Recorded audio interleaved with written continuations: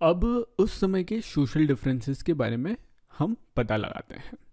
लेकिन social difference होते क्या हैं? तो आपने देखा होगा कि हमारा जो समाज है, हमारी जो सोसाइटी है, उसमें लोग अलग अलग टाइप के रहते हैं। कुछ रिच रहते हैं, कुछ पुअर रहते हैं, कुछ लीडर्स होते हैं, कुछ फॉलोअर्स होते हैं। लीडर्स यानी कि मैं बता दूं, नेता लोग, यानी कि वीआईपी लोग। और कुछ सिर्फ पी होते हैं, वीआईपी यानी कि वेरी इंपॉर्टेंट पीपल। और सिर्फ कुछ लोग सिर्फ पीपल ही होते हैं। ठीक है ना? तो ये सोशल डिफरेंस रहता है बेसिकली। ठीक है, तो उस समाज में भी सोशल डिफरेंस हुआ होगा उस समय भी। तो आर्कियोलॉजिस्ट को ने कैसे पता करा, उन्हें क्या क्या चीज़ों से ये मिला, पता चला कि वहाँ पे भी सोशल डिफरेंस हुआ। और उन्हें पता चला कि जो स्केलेटन होता है, जो कि दफनाया जाता है, जो कब्रों में मिला हमें, तो वहाँ पे जो ऑब्जेक्ट्स उनके साथ दफनाए गए उससे पता चलता है। तो कुछ कब्रों में ज़्यादा ऑब्जेक्ट्स थी कंपेयर टू अनादर। अब इससे समझ में आ गया कि जिसके साथ ज़्यादा पैसा, उसके पास ज़्यादा ऑब्जेक्ट्स थी कब्रों में। जैसे कि फॉर एग्जांपल ब्रह्मगिरी की बात कर लेते हैं। ये आर्कियोलॉजिकल साइट है जिसके आर्कियोलॉजिस्ट ने ढूंढा, और वहाँ पे क्या मिला। उससे पहले मैं बता दूँ ब्रह्मगिरी है कहाँ। तो आपके पेज 13 में जो मैप 2 है उसमें है ब्रह्मगिरी। यहाँ पे साउथ इंडिया में ब्रह्मगिरी है। क्या है ब्रह्मगिरी? एक मेगालिथिक साइट है। अगेन हम मेगालिथ की बात करें तो मेगालिथ साइट है। ओके, तो ब्रह्मगिरी में एक स्केलेटन है जहाँ पे वो बरी हुआ है 33 गोल्ड बीड्स के साथ। 33 गोल्ड बीड्स यानी कि इस टाइप की थी, तो ये मिली।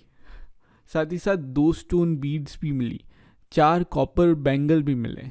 बैंगल यानी कि चूड़ियाँ भी मिली, 4 कॉपर बैंगल। और साथ ही साथ एक कॉन्च शेल भी मिला। कॉन्च शेल यानी कि ये होता है कॉन्च शेल, इसे हिंदी में हम बोलते हैं शंख।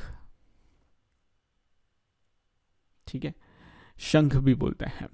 तो ये मिला।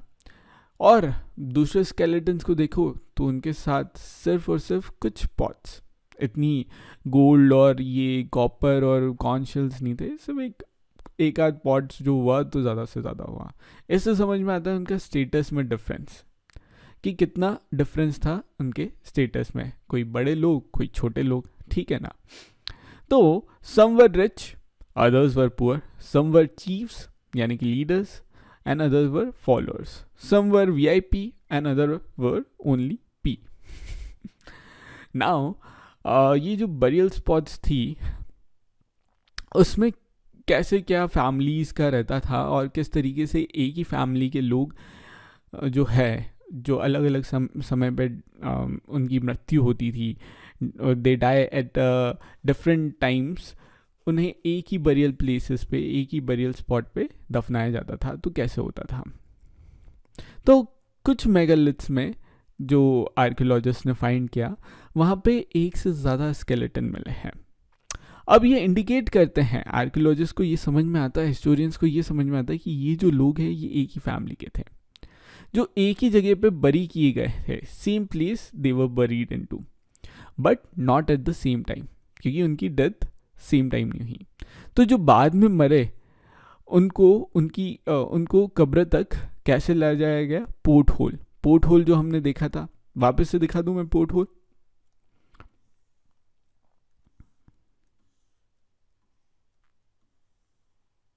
तो ये रहा पोर्ट होल। ठीक है, तो यहाँ से दूसरी कब्र यानी कि दूसरी डेड बॉडी भी जा सकती थी। ठीक है साहब, तो पोर्ट होल जो था उसका इस्तेमाल होता था दूसरी डेड बॉडीज़ भी लाने के लिए। और साथ ही साथ बहुत ही अरेंजमेंट था सर्कल्स और बोल्डर्स का, जो कि एक तरीके से इंडिकेट करते थे, साइन पोस्ट होते थे कि ये बरियल साइट है। तो इस तरीके से जो फैमिली मेम्बर्स थे वो बरियल साइट्स पे आते थे, और वहाँ पे वापस से अगर उनकी दूसरे फैमिली मेम्बर की डेथ होती थी तो वो वापस से वहीं पे रिटर्न होते थे और वहीं पे उन्हें भी दफना देते थे एट द सेम प्लेस। ठीक है साहब, ऐसा और कहाँ का देखा? तो आपने ताजमहल देखा है?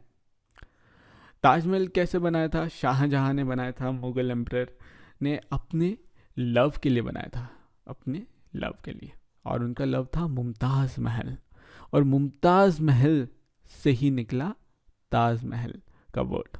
ठीक है, स्पेलिंग थोड़ी सी अलग हो जाती है, ताजमहल लिखते हैं हम, लेकिन मुमताज़ महल को ही डेडिकेट किया था। तो जब मुमताज़ महल की डेथ हो गई तो उन्होंने उनकी कब्र बनाई, और ताजमहल तो कितनी सुंदर, बहुत सुंदर, क्योंकि टेक्नोलॉजी भी एडवांस हो गई ना। आप देखिए स्टोन है वहाँ पे भी, लेकिन वो स्टोन संगमरमर के हैं, उन्हें भी शेप दिया गया है, लेकिन इतना सुंदर शेप कभी नहीं दिया गया है। एंड ऑलरेडी अपने लव के लिए ये बनाया गया है। तो जैसे रिसोर्सेज थे पुराना, ये तो बहुत पुरानी हिस्ट्री की बात होगी, जब सिर्फ स्टोन बोल्डर से काम हो जाता था, चट्टानों से। अब ताजमहल बनाया गया और वहाँ पे मुमताज़ महल को दफनाया गया। और जब शाहजहाँ की मृत्यु हुई कुछ सालों बाद, तो शाहजहाँ की भी कब्र मुमताज़ महल की कब्र के पास है। अगेन कैसे? वही एक सिस्ट बनाया होगा, पोर्ट होल बनाया होगा, यानी कि एक जगह छोड़ दी होगी और साथ में दफनाने का। और ये साथ में दफनाने का एक तरीका रहता है कि फैमिली मेम्बर्स वापस से अगले जन्म में या जहाँ भी है वो साथ में रहे। तो ये थी इनकी अमर प्रेम कहानी, मुमताज़ महल और ताजमहल की, मुमताज़ महल और शाहजहाँ की, और किस तरीके से ताजमहल बना। ठीक है साहब,